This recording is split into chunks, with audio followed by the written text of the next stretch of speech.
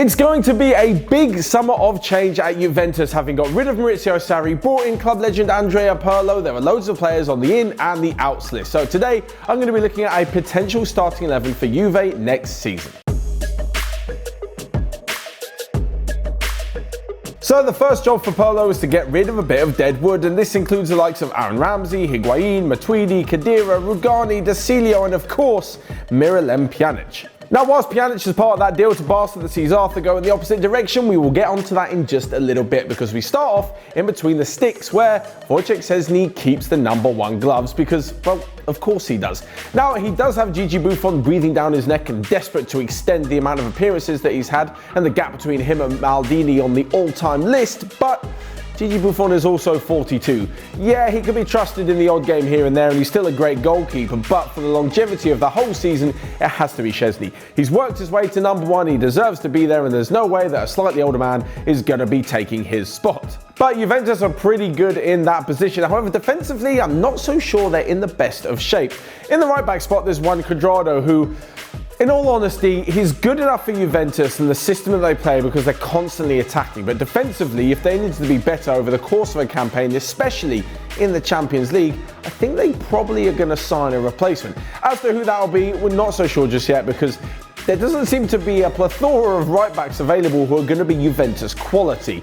Alongside this, they've also got Danilo, and I mean, he's been even worse at Juve than João Cancelo has at Manchester City after those two top clubs last summer, so I'm not sure Danilo's going to be starting. For the moment, it will be Cuadrado. Moving into the centre-back role, and Giorgio Chiellini unfortunately missed most of the season through injury, and it looks like it's spelling the end of his career at the top level. In his place, though, they have Matthijs de Ligt. Now, after moving from Ajax last summer, there were a few questions about his form. He didn't exactly hit the ground running. He hit the ground, in fact, by conceding a few penalties. Since then, though, I really think he's grown into his role at Juventus, and he's only going to get better and better, because still, unbelievably, despite the fact he was captain at Ajax and took them to the Champions League semi-finals, he's still just 21 years old. The thing is with De Ligt, I'm sure he'll be at the Juventus heart of defence for quite a few years to come, but alongside him, there's a few question marks about who's going to be there. So first off, there's Merih Demiral, who they signed last summer, and it looks like they're not too pleased with him. There's also Leonardo Bonucci, who's basically on the same career path as Giorgio Chiellini, but just a few years behind. And on top of this, they've also got one man returning from loan, and that is Cristian Romero. Now, he's proved himself to be a pretty nifty player at Genoa, and whether or not he'll come straight into the starting lineup, not entirely sure. I can't see him replacing Leonardo Bonucci straight off the bat, but if things go well for him during the opportunities that he does get early on in the season, I think we'll probably see a new Juve defence, certainly in the centre, for the rest of the campaign. At the moment, I'm going to stick with Bonucci alongside Matthijs de Ligt, though. Into the left-back spot, and it's another player who's actually probably better going forward than he is defensively, and someone else who is going to be fighting off a returning loanee. That is Alex Sandro. In fact, this season he's been given the captain armband on quite a few occasions and is definitely a popular figure within the squad. The last few years, there's been all this talk about Marcelo joining the club, but I'm not quite sure that's going to happen. Instead, they've got the returning Luca Pellegrini, who is definitely at the age of 21, got a few years to learn just what it means to be a top left back, but is going to provide some pretty good competition. I feel like Juve are pretty good in this defensive area when it comes to numbers. I'm just not sure about their overall quality. So with Alexandro rounding off the defence, we move into the midfield where things get a little bit more interesting. Now, at the top of the show, I went through all of those names that are going to be leaving the club, the likes of Blaise Matuidi. Aaron Ramsey doesn't look like he's got a place in the Juve squad after just 1 year, and of course, Pjanic is moving to Barca. So, in return, Arthur is joining the club. What on earth made the Barca board decide to do this? I still do not have a clue, but Juventus are getting one hell of a player. He will slot perfectly into this Juventus midfield, able to keep the ball, able to pass it a range of distances, and is pretty good when moving forward with it as well. Despite this though, I'm not so sure he will be the most defensive player in the midfield. That will go to Adrien Rabiot. Much like with Matthijs de Ligt, he didn't exactly have the best start to life at Juve after a few injuries, but especially since the return post-lockdown, he's been an absolute force in the midfield. We're seeing everything that we saw at PSG, well, except before the time he rejected the contract and refused to play for the team. In terms of footballing ability on the pitch, I think he's only going to improve, and he'd be great in this midfield three alongside the likes of Arthur and one potential new signing. That man is Brescia Sandro Tonali. Dubbed the new Pirlo, it'd be pretty nifty if Pirlo, now manager at Juve, managed to bring in his own protege. I mean, that's just such a cool sub-story. Anyway, Tonali obviously was relegated with Brescia this season, but all of his ability was there on show, and there's no way he's going to be plying his trade in Serie B next season.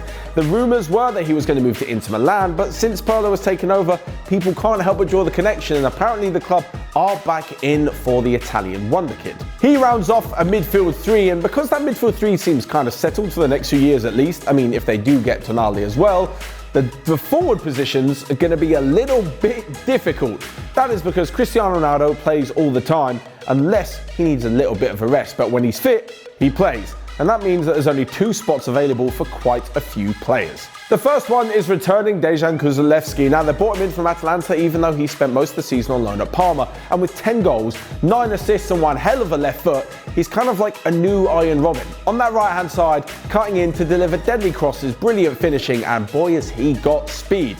The thing is, I can kind of actually see him going straight into the lineup. Juve seem to be tired of trying the likes of Bernardeschi and even Bentancur, although he's more of a central midfielder, so it looks like Kulusevski will have a pretty good run to get into the first team. Alongside this, there's also Filius Carrere, the youngster who they've signed from Manchester City, but I don't see him getting too many first team minutes just yet. On the left-hand side, and I think they're going to go for another new signing in Federico Chiesa. The Fiorentina bosses have been speaking so much about how they want all this money for Chiesa, but I just don't think it's going to happen. The longer he goes into the transfer window and the more that Chiesa wants to leave the club and move to a big team that he knows is interested in him, I think they're going to be dropping their price ever so slightly to around 40 to 50 million euros. This will see the son of legend Enrico Chiesa join Juventus, and I think would be a fantastic addition on that left wing. We've seen for a free scoring Fiorentina that he can really be effective when cutting inside and getting into the box to finish off the moves, especially much like Cristiano Ronaldo does. And talking of Ronaldo, he fills the last spot on this team. Firstly, because Gonzalo Higuain just really does not look up to it anymore, even though he did have a few flashes of brilliance this season. And secondly, because I'm not sure Paulo Dybala is going to be there. Like, I know he won Serie A Player of the Season. I know he's brilliant at Juventus and he had a really, really good season. But it just seems to be that they can't quite fit both of them perfectly into the team at the same time for a long period. Like, there are games where Juventus dominate and you could have played Ronaldo, Dybala and absolutely anyone and they're going to do good things on the pitch. I just think there's a settled formation moving forward. Ronaldo isn't exactly planning for the future. I mean, Juventus aren't planning for the future with Ronaldo because he's 35, going to be 36 next season. But also he's Ronaldo, and he scored 31 league goals this season, and you can't exactly leave him out of the team. So if he's the forward, where does that leave Dybala? If they're playing this 4-3-3 system like Pirlo said he likes to do, there's no way that Dybala's going to be playing out wide or dropping deep into a central midfield role, so that only really leaves one spot for him. The rumours are that he's going to be moving to Real Madrid in a potential swap deal with Isco or Kroos. I don't think Real are going to be letting either of those players go, certainly not in just a straight swap deal.